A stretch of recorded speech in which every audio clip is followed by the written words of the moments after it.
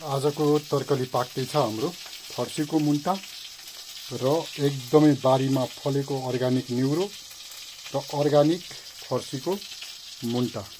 र यो मिठो बनाउनको लागि थोरै यसको बास्ना चाहिँ आउनुपर्छ। मैले अकबरे खुर्सानी हालेँ अनि त्यसपछि जिरा पड्काउने अनि लसुन प्याज हाल्ने, थोरै अदुवा छ भने हाल्दा हुन्छ, छैन भने लसुन प्याज र अकबरे खुर्सानी चाहिँ छुटाउनुहुन्न, जिरा छुटाउनुहुन्न। यति पड्काइदिएपछि तपाईले मसला नहाले पनि ठिक्क चाहिँदा नुन हाल्ने, मसला नहाले पनि तपाईको एकदम मिठो हुन्छ।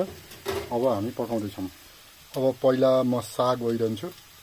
साग ओइरौँ, यतिको चाहिँ हुनुपर्छ है, तब बल्ल मिठो हुन्छ। यो साग हालियो र एकदम मिठो हुन्छ। यो चाहिँ एकदमै चाहिँ मिठो अर्गानिक र त्यतिको हामीले जिराको त्यो बास्ना चाहिँ महँगो बाहिर आउनुपर्छ, डढो अनि मिठो हुन्न आउनुपर्छ। अब साथमा हामीसँग निउरो छ। अब निउरो पनि हामीले हाल्छौँ। अब निउरो पनि हामीले राखियो। अब निउरो हालेर मजाले चलाउनु।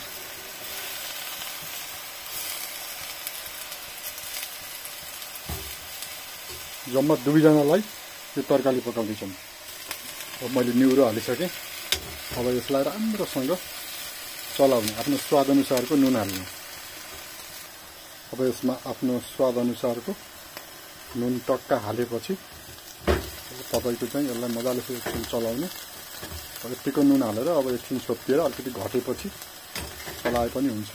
एकछिन अब छोप्नुपर्छ र एकछिन मजासँग चाहिँ छोपिने र आगो सानो लाउने, थोरै सानो लाउने। अब यो बिस्तारै घट्दैछ र घटेर यो ठाउँमा आउँछ। अनि ठाउँमा आइसकेपछि राम्रोसँग फराफुरु पारो। फेरि आँट पाकेन भने अलि तितो तितो मिठो हुन्न निउरो। आँट चाहिँ पाक्नुपर्छ, फराफुरु हुनुपर्छ एकदमै।